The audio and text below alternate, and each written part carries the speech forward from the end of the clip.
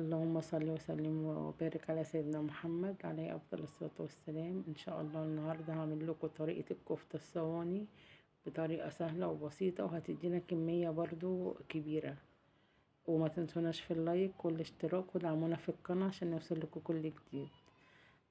هنا بقى معانا كوباية برغل منقوعة ومتصفية حلو قوي، بصلاية وطماطماية وقرن فلفل أحمر. ومعانا هنا شوية بقدونس صغيرين مفرومين. ومعانا هنا كيلو الا ربع لحمة مفرومة، هي مش حمرا يعني دسمة شوية. ومعانا هنا فلفل اسمر، ملح، بابريكا، فلفل اسمر، كزبرة، معلقة بيكنج صودا او بيكنج باودر عشان يديها بس ايه نفشة وكده للكفتة.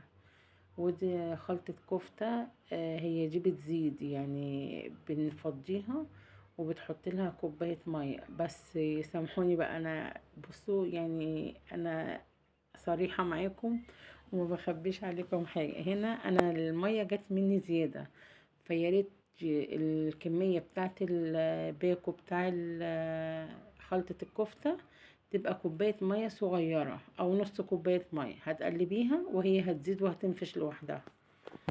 بس لازم اقول لكم على الصح ايه، عشان ايه انا لازم الحاجة تطلع منكم مظبوطة. بس كده هنفضي بقى هنا ايه كوباية البرغل. البرغل متصفي حلو قوي تمام. وهننزل هنا البهارات بتاعتنا اللي هي عبارة عن ايه، ملح، بابريكا، فلفل اسمر، كزبرة، معلقة كزبرة ناشفة، ومعانا معلقة بيكنج صودا او بيكنج باودر. دي ضروري يعني، دي لازم نحطها. هنحط بقى البصلاية وفي قرن وفي فصين توم بيدوا طعم حلو قوي، يعني فصين توم مع البصل والطماطم وقرن الفلفل الاحمر.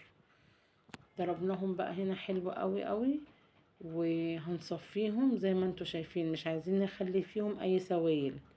طبعا السوائل اللي طلعت دي احنا هنحتاجها، تقولي لي هنحتاجها في ايه؟ تابعوني في الفيديو وهنعرف مع بعض. وما تنسوش تحطوا اللايك، لو وصلتوا لغايه هنا حطوا لايك عشان اللايك بيرفع القناه والناس كلها تقدر توصل لها وتشوفها. هنا بقى نزلنا بالخليط بتاع الطماطم والبصل، صفيناه حلو قوي. هخلص بقى بقيه الكميه برضو وهحطها ايه معاهم. احنا قلنا بقى ميه البصل دي بقى ليه، ميه البصل دي هنصبع بيها الكفته تمام. هنا بقى اهو بصوا ميه البصل ريحتها حلوه قوي وطعمها بيبقى حلو، بس احنا هنا هنصبع بيها الايه. بصوا بقى هنا ده اللي انا قلت لكم عليه، هو هنا المفروض ان هي كانت تبقى متماسكه عن كده، فانا كوبايه الميه جت مني كبيره، المفروض كوبايه الميه تبقى صغيره.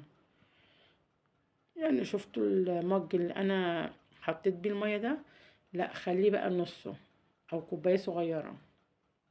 هنا بقى هنقلب حلو قوي، وبعدين لو فرضا طلعت منك حاجة زي كده زودي بقى معلقتين دقيق وعجنيها برضو، مش هيجرى حاجة. هنا بقى هنعجنها حلو قوي، عجنيها بص على قد ما تقدري بقى، افضلي بقى اديها كده ما ترحميهاش لغاية ما تبقى متماسكة معاكي وتبقى فيها خيوط كده يعني، بالظبط كده زي ما انتوا شايفين معايا. انا بقى هنا عملت ايه، انا هغطيها وهريحها ساعتين لو انا هعملها في نفس اليوم. لو انا مش هعملها في نفس اليوم هبيتها لتاني يوم. انا هنا فعلا بيتها لتاني يوم لان انا عاملاها ان شاء الله رمضان باذن الله على خير يا رب. كل سنه وانتم طيبين. حط لايك، انا شايفاك ما حطيتش لايك، حط لايك لو وصلت لغايه هنا، حط لايك، حط لايك لاختي. هنا بقى هنعمل ايه، هنصبحها كده زي ما احنا شايفين. العلب ديت انا ببقى جايبه فيها حاجات، انا قلت لكم قبل كده ما برميهاش، بغسلها وبخليها بقى لاي تفريزات زي كده بصراحه بتنفع. او اللي هم الابيض التانيين دول برضو، لو انت جايبه اي طيور جايبه اي حاجه شيليهم وبينفعوا بصراحه. ومن عند اي حد بتاع اكياس واللي بيبيع الحاجات البلاستيكات دي، بيبيعوا هناك اللي هم الفبر دول الابيض، بيبقوا رخاص يعني، ممكن تجيبي منهم شويه وتخليهم عندك للتفريزات ديت. يعني حاولي بصي باي طريقه، ما عندكيش الحاجات دي مش عارفه تجيبي، اعمليهم على صينيه حطيهم في الفريزر يتجمدوا، هيبقوا ناشفين يعني مش هتبقى طريه، تقدري بقى تفضيهم في كيس وتشيليهم على طول. هيبقوا معاكي. يعني دي برضو فكرة حلوة وفيها توفير. بس كده بقى هنصبع هنا. بص باخد بقى حتة كده حلوة وبمية البصل، بعملها زي ما انتوا شايفين كده. وبعدين هخلصها بقى احطها في الفريزر على طول يعني. بصوا بجد بتبقى طريقة سهلة وجاهزة معاكي رمضان يا دوبك. بصي بتطلعي على طول قبل الاكل بساعة، الحاجة بتبقى عندك ما شاء الله. طلعوا لك كمية دولت حلوين جدا. وهنا اللفات عملت منهم 4 قرصات كده، اقدر اشوحهم برضو كده او اقليهم، او ممكن اعمل عيش ابيض زي العيش الاسكندراني واحطهم فيه.